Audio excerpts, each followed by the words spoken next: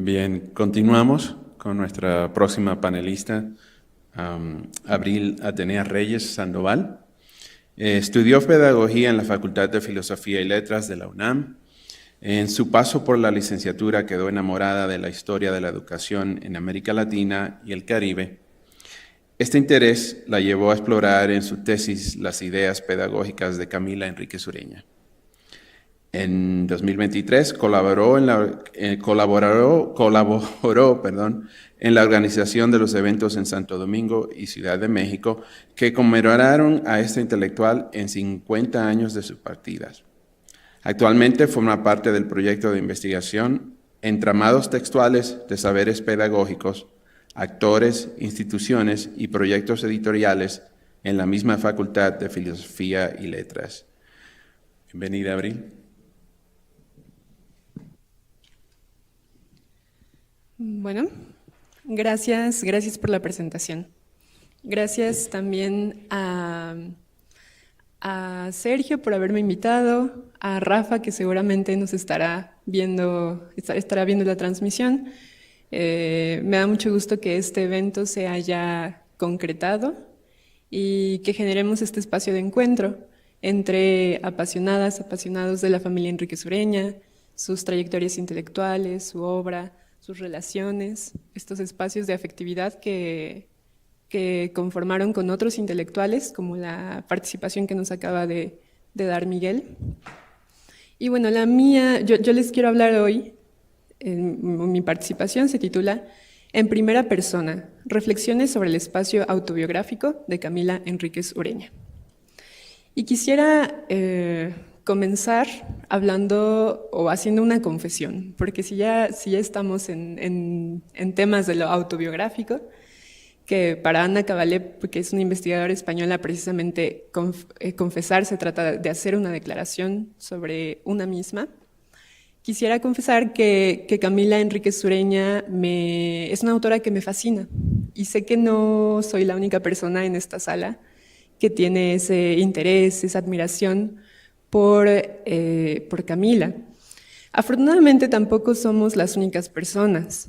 En los tomos de las obras y apuntes se han recogido varios testimonios de quienes la conocieron, sus amigas, colegas docentes, estudiantes, que dicen que Camila era un mito, pero es muy chistoso este comentario de quien entonces era estudiante de periodista en la Universidad de La Habana en los años 60, Miriam Rodríguez, que dice: Camila era un mito, pero de los buenos, los legítimos.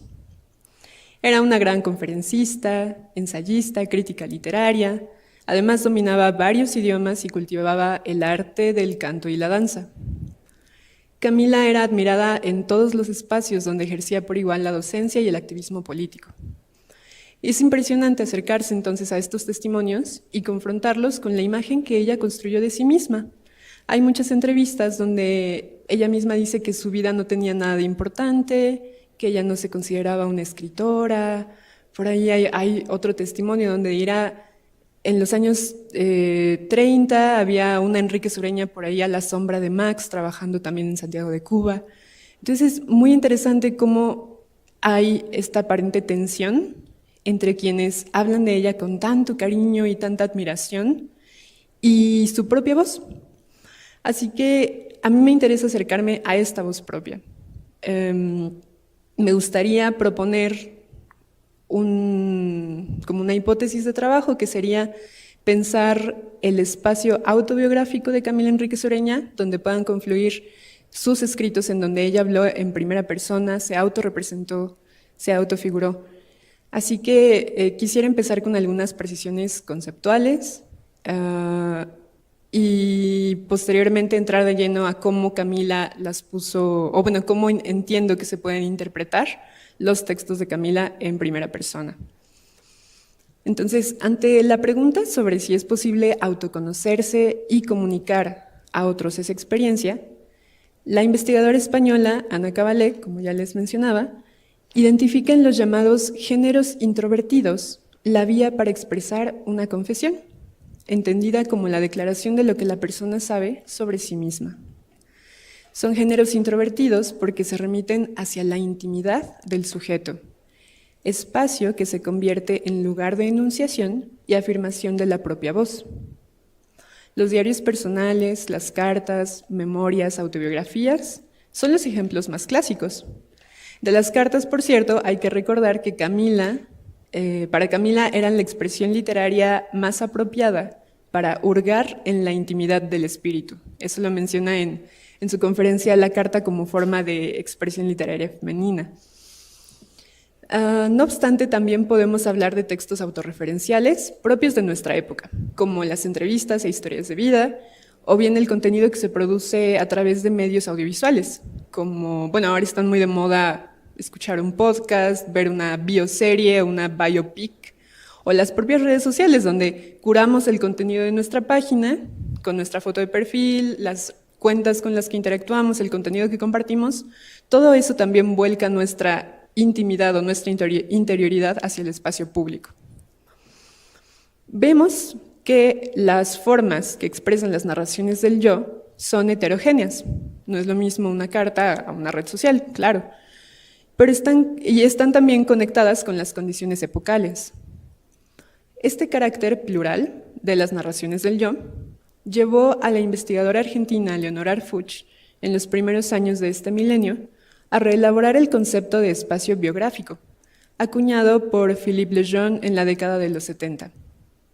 De acuerdo con la autora, con Arfuch, la idea de un espacio biográfico se reveló altamente productiva en tanto horizonte analítico para dar cuenta de la multiplicidad, el lugar de confluencia y de circulación de los discursos, por lo cual el foco no está puesto en establecer jerarquías ni resaltar sus diferencias, sino en propiciar relaciones entre ellos, hacer articulaciones para lograr una lectura comprensiva en el marco más amplio de un clima de época.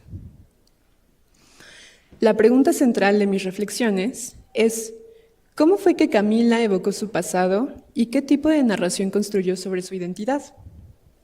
Si pensamos con Leonora Arfuch en el espacio biográfico como aquel en donde coexisten los géneros que expresan narrativas vivenciales, me parece sugerente tomar esta noción para proponer el espacio biográfico de Camila Enríquez Ureña, o mejor, el espacio autobiográfico, con el prefijo auto porque pretendo enfatizar no tanto su representación social, marcada por como ya les decía, esta gran admiración. Camila es un mito, es una leyenda de la Universidad de La Habana, no tanto su representación social como su autorretrato, el autorretrato que ella misma pintó.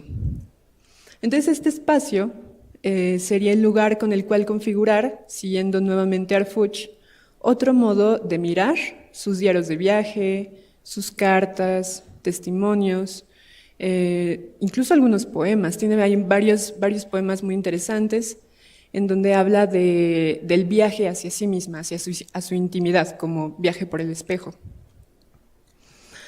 También algunas conferencias donde llega como a proyectarse a sí misma, a reconocerse como una lectora o como una mujer intelectual. No desde una óptica fragmentaria, analizar estos textos, sino en sincronía. La autobiografía, entonces, es una narración mediante la cual la persona puede expresar un examen crítico de sus vivencias e identidad. En este punto tienen cabida otras interrogantes. ¿Cómo se elabora la narración de una vida? ¿Es posible ser completamente fiel a lo que sucedió? Esta tensión entre la verdad y la ficción ha sido tema discutido por las y los estudiosos del género autobiográfico. Para Lejeune, por ejemplo, la autobiografía no se circunscribe a lo literario o ficcional, sino que es ante todo la comunicación de una verdad. En cambio, las autoras que he citado antes, Arfuch, Caballé, hacen hincapié en el desdoblamiento del sujeto que escribe, el cual, al tramar su relato, crea un personaje de sí mismo, un yo reflexivo que se distancia del otro yo que ejecuta las acciones en la vida cotidiana. Al rememorar, elige los fragmentos del pasado que quiere resaltar, al tiempo que oculta a otros, para darle sentido a sus vivencias. Un ejercicio de escritura autorreferencial o autobiográfica, por lo tanto, no es estático ni objetivo, sino que implica una fabulación, es decir, un acto de invención. Considero que al establecer el espacio biográfico en los términos que he explicado, se abren las posibilidades para analizar los tópicos que cruzan la historia de vida de Camila.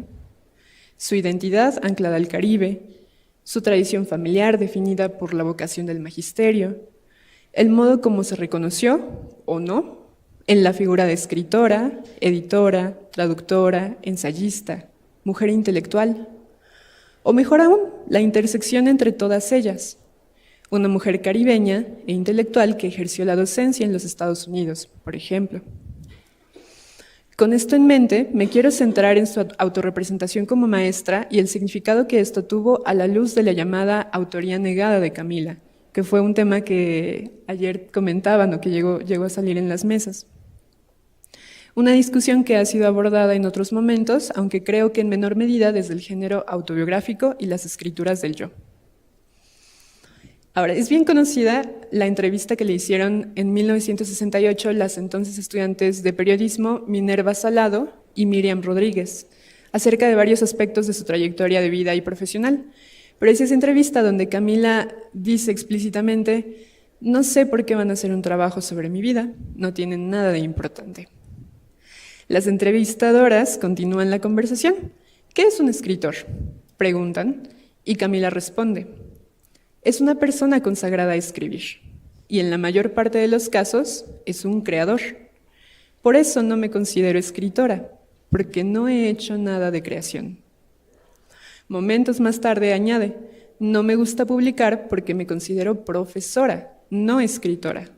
Yo dicto clases y después no me preocupo de que se publiquen. Desde el punto de vista que aquí sostengo, conviene recordar que la autobiografía es una fabulación, que implica un ejercicio interpretativo del pasado. Si Camila no se asumió una escritora, quizá fue porque lo valioso de ese pasado personal residía en los recuerdos que sustentaban en el presente su identidad como maestra. Con presente estoy hablando del presente de esa entrevista, en los años 60, época en la que participó activamente en la política cultural y educativa de la Revolución Cubana, y además se integró al claustro docente en la Universidad Habanera. Esta es Camila en otra entrevista que resguarda el archivo de la Casa de las Américas. Nos mandaron allí en Ciudad Libertad. Dimos el curso de Fidel. ¿Tú no te acuerdas de los maestros de Fidel? Y luego, cuando se establecieron las secundarias básicas, todas las clases de formación de profesores de secundarias a mí me tocaron, y di seminarios para los profesores de institutos preuniversitarios. Di muchos, trabajé mucho allí. El profesorado asumió en esa época un ejercicio creativo fundamental para llevar a cabo el ideal formativo del hombre nuevo. Es decir, Camila se está desmarcando, sí, de la figura de escritora, pero dentro del Ministerio de Educación, dentro del Instituto de Superación Educacional, están trabajando en materiales para la formación de profesores, de inspectores, de asesores de literatura y de español. Y entonces salen guías didácticas, salen programas de cursos. La conocida, bueno, ya ahora se ha publicado como libro de Camila, Invitación de la Lectura, pero en realidad ella no se sentó en su escritorio a escribir cómo invitar a la lectura, sino más bien fue la compilación de sus conferencias. Entonces Camila está escribiendo, claro que sí, y Camila está creando, simplemente que en su relato se desmarca de esa figura. La narración del yo en este contexto no se inclina hacia un protagonismo individual, sino hacia el nosotros, ese colectivo que sumaba esfuerzos para fundar un nuevo orden social. A esto se refiere Silvia Molloy, otra estudiosa del género autobiográfico en nuestra región, cuando advierte que tienen particular importancia los lugares de la memoria, los sitios elegidos para los ritos de la comunidad y la forma en que se subraya la memoria colectiva. Cuando nos colocamos en el espacio de la interioridad, la invitación de lectura está en comprender las estrategias de enunciación empleadas por la persona que escribe y su finalidad dentro del contexto mismo del relato. Implica también comprender que esa vuelta sobre el pasado, ese acto de rememorar y narrarlo, conlleva la construcción de un personaje.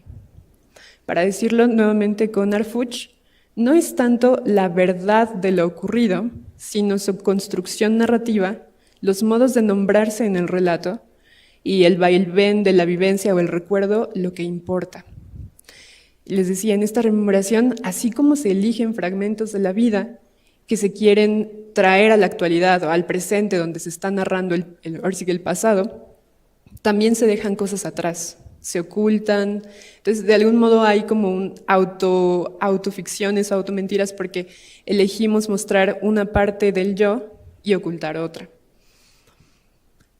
En definitiva, ¿qué historia cuenta alguien de sí mismo o de un otro yo? Dice Harfuch, ese es el objeto de la autobiografía.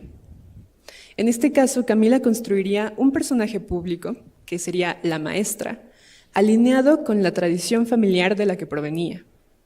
Veámoslo con sus palabras. En esta entrevista que resguarda el archivo de Casa de las Américas, Mercedes Santos le hace la siguiente pregunta. ¿Y qué decían en su casa de ese espíritu suyo hacia la enseñanza? Camila responde, hombre, a mí me parece que lo tomaban como una cosa perfectamente natural, porque yo no he conocido a nadie en mi familia que no haya enseñado. Todos son maestros, porque mi padre fue colaborador de Hostos, maestro de la escuela normal. Mi madre creó la primera escuela normal para mujeres, y él, se refiere a su padre, estuvo con mi tío Federico, que era mucho mayor que él, su hermano. Hostos en la fundación de la otra, en la normal de varones. Y todos enseñaron siempre. Y de mis hermanos, todos enseñaron.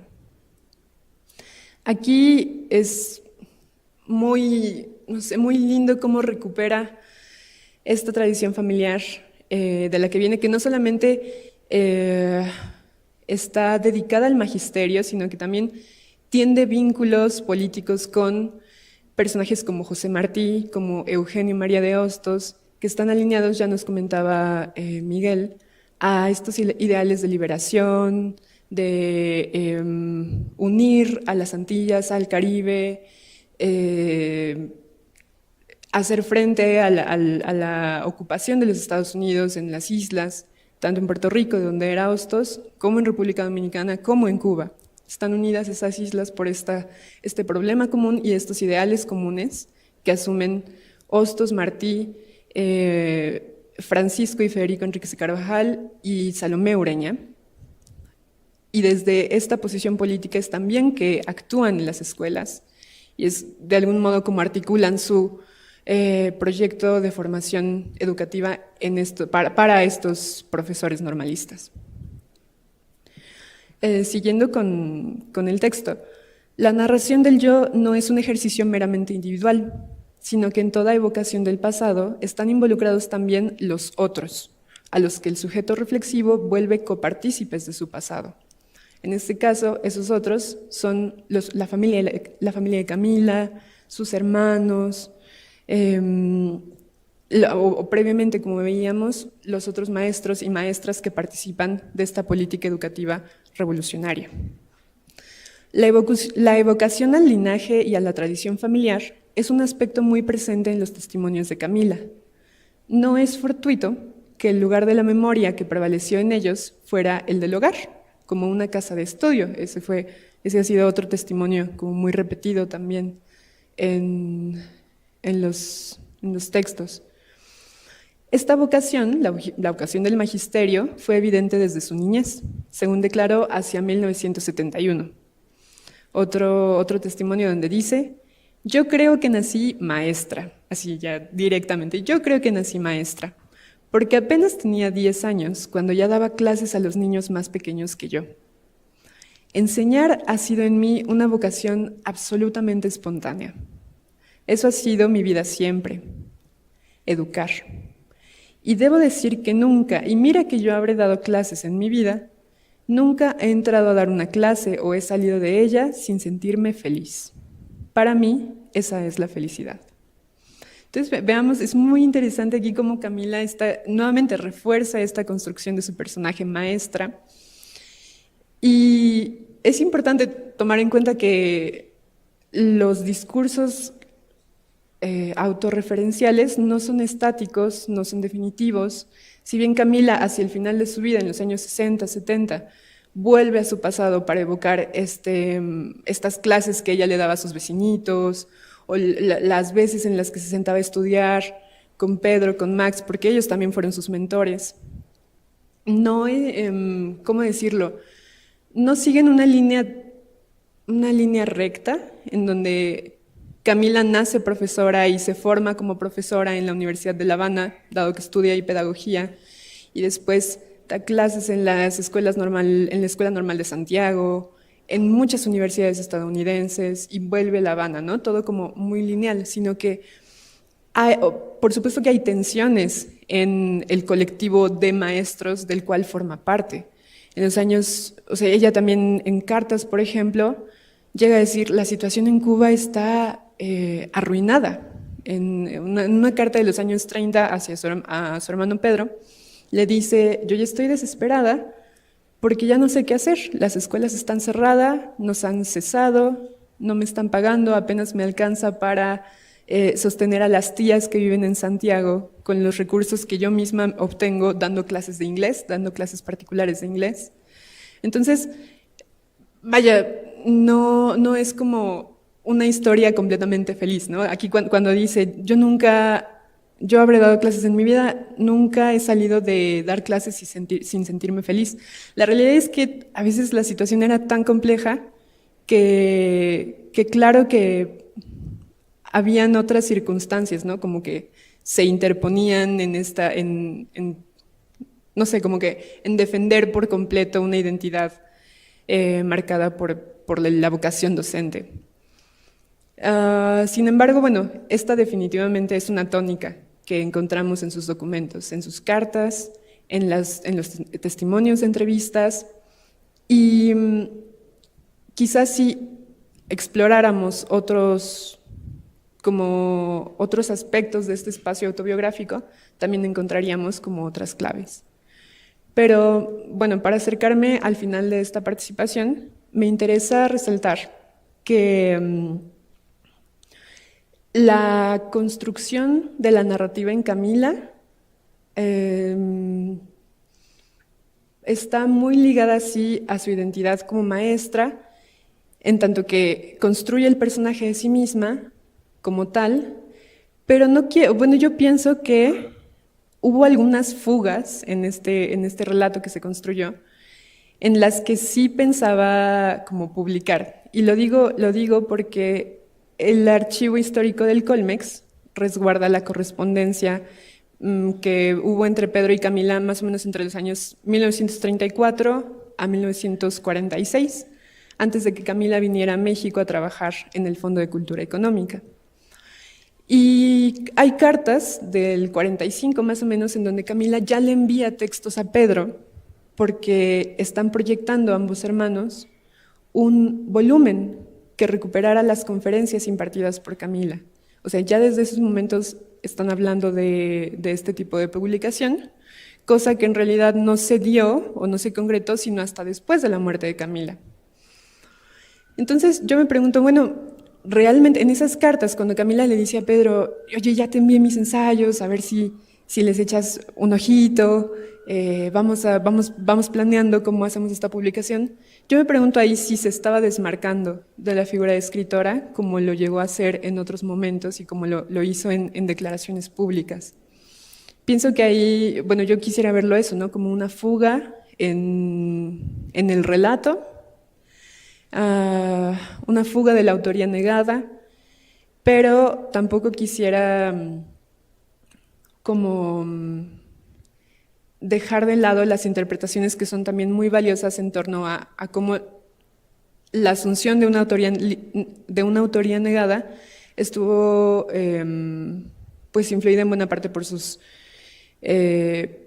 el ser mujer en un contexto intelectual y cultural sexista, machista, que no reconocía las producciones intelectuales de las mujeres. O sea, como que ambas interpretaciones creo que tendrían que convivir. Por una parte, esta lectura como sociológica de los campos intelectuales, los juegos de poder que habían en ellos y cómo las mujeres asumían un hábitus al momento de asumirse o no como escritoras. Esa sería como una interpretación. Y la otra, que también podríamos hacer y que es la que estoy proponiendo, es leer a Camila en esta clave, ¿no? Como de la construcción de su personaje en un relato autobiográfico o autorreferencial.